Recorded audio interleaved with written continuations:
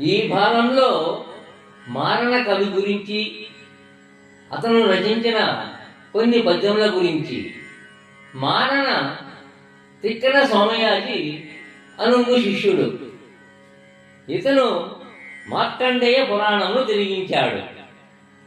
నీతి బోధకమై సర్వజన రంజకమై ఉన్న హరిశ్చంద్రోపాఖ్యానము కథయు, ప్రబంధరత్నమని కొనియాడబడు మను చరిత్రము కథయు మార్కండేయ పురాణం నుండి తీసుకునబడినవే. ఇతడు తన గ్రంథమును ప్రతాపరుద్రుని సేనానాయకుడైన నాగయ గన్న మంత్రికి కృతి ఇచ్చాడు. మార్కండేయ మహాముని చేత చెప్పబడిన పురాణం కాబట్టి ఇది మార్కండేయ పురాణం. ప్రాచీన కాలానికి చెందిన ప్రసిద్ధ బ్రహ్మవాదిని మహర్షిని మదాలస చరిత్ర ఈ గ్రంథంలో వివరించబడింది.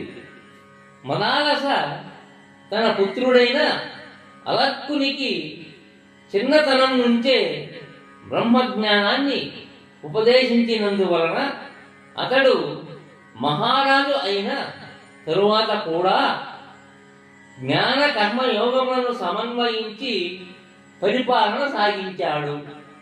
ఇందులో చెప్పబడిన దుర్గా సప్తశతిలో సర్వస్వరూపిణి అయిన దుర్గ యొక్క పవిత్ర చరిత్ర చాలా విస్తారంగా వర్ణించబడింది. దుర్గా సప్తశతి మహాకాళి, మహాలక్ష్మి, మహాసరస్వతి రూపురాలైన దేవి యొక్క మహాత్మ్యాన్ని ప్రతిపాదిస్తుంది. మన్వంతర వర్ణనం కూడా విస్తృతంగా కలిగిన పురాణం ఇది. కొన్ని వైదిక కర్మల ద్వారా అభీష్ట ఫలాలను ఏ విధంగా పొందవచ్చునో కొన్ని ఉపాఖ్యానాల ద్వారా విశదీకరించబడింది.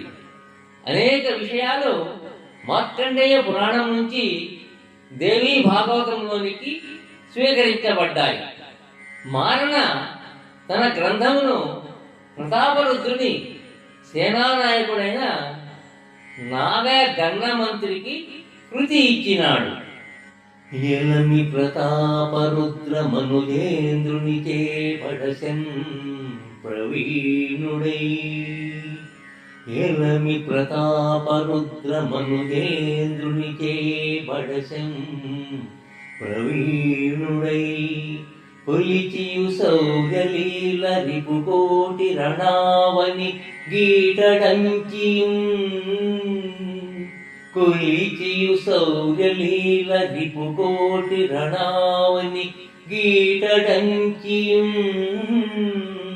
బలరిపు తుల్య విక్రముడు, బలరిపు తుల్య విక్రముడు నాగయ గన్న విభుండు తేజము,